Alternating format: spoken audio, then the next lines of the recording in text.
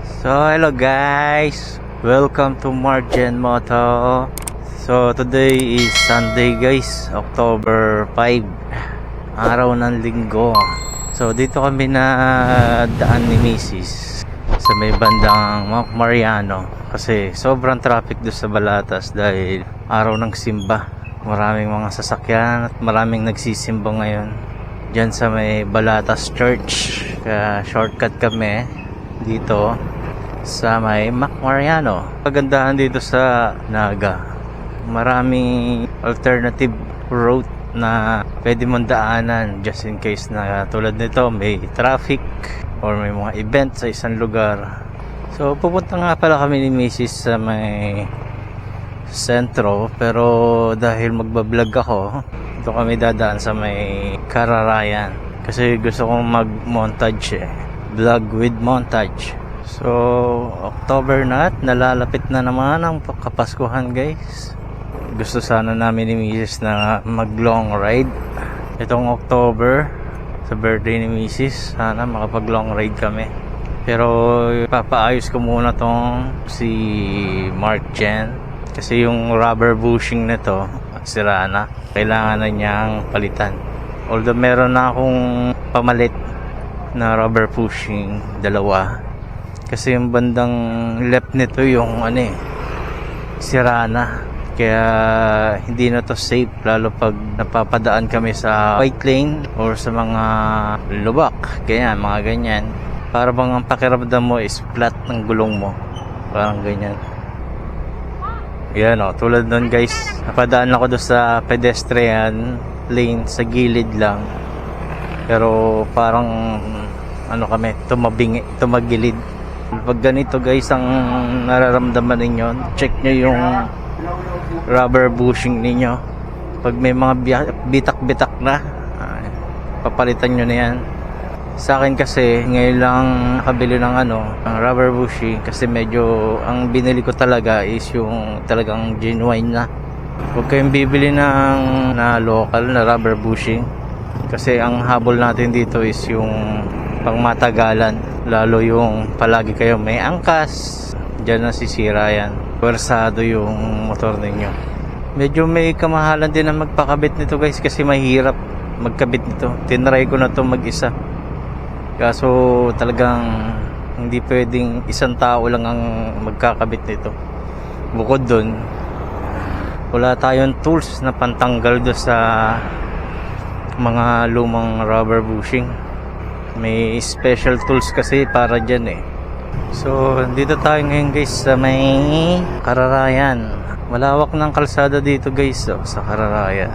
Unlike noon, maliit lang. Ito lang to, ganito lang kalaki ang daanan dito noon. Pero ngayon pinalawak na yan. Malawak na siya. At saka alternate route na rin to, yung dumadaan dun sa may main highway, sa may Concepcion. Dito na dumadaan yung iba, kaya pinalawak to. Kaso ang problema lang dito, yung may part na malawak, may part na hindi. Yan, tulad yan, ayan yan, hindi pinalawak dito lang, putol na siya, dito na siya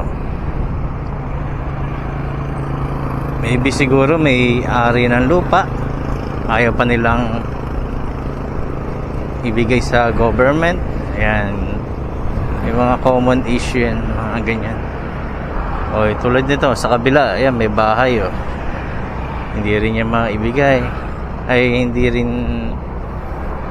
na rin binibigay siguro nung may-ari ng bahay. Lotoy na lang. Yan ang problema pag ang bahay mo is nasa malapit ng highway, kasi in the future magwa-widening talaga yan, magwa-widening ng kalsada, dahil habang tumatagal naman is parami tayo ng parami mga tao, parami din ng parami yung sasakyan.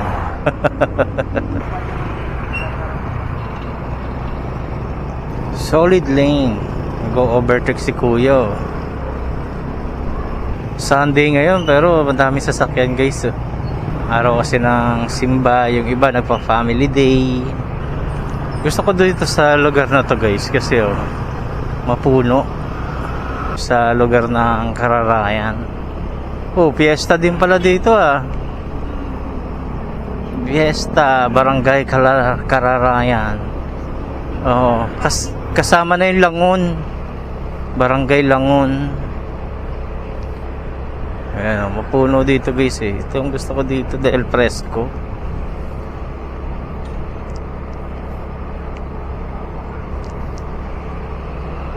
Yan oh. Ma-presko.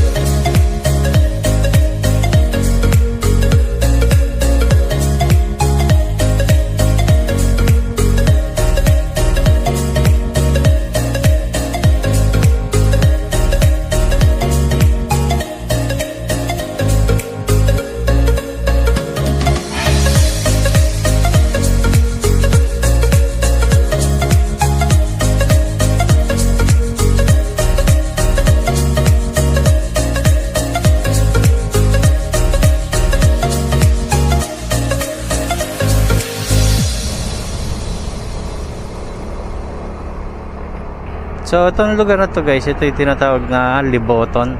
Part pa rin to ng Naga City. Dito kami dadaan ni Mrs. kasi sobrang traffic doon sa mga main road na dinadaanan namin palagi. Bebenta kami ni Mrs. guys ng ng plastic. Yung mga plastic na mga pinaglalagyan ng mga candy, pwede, binibili dito yung mga basure na yan. Dito na tayo. Yan, bebenta muna kami guys ng plastic. Papakita ko sa inyo guys yung plastic. Ito, dala na namin. Dito lang ako nakakita nito guys. Sa Manila noon, sa Antipolo.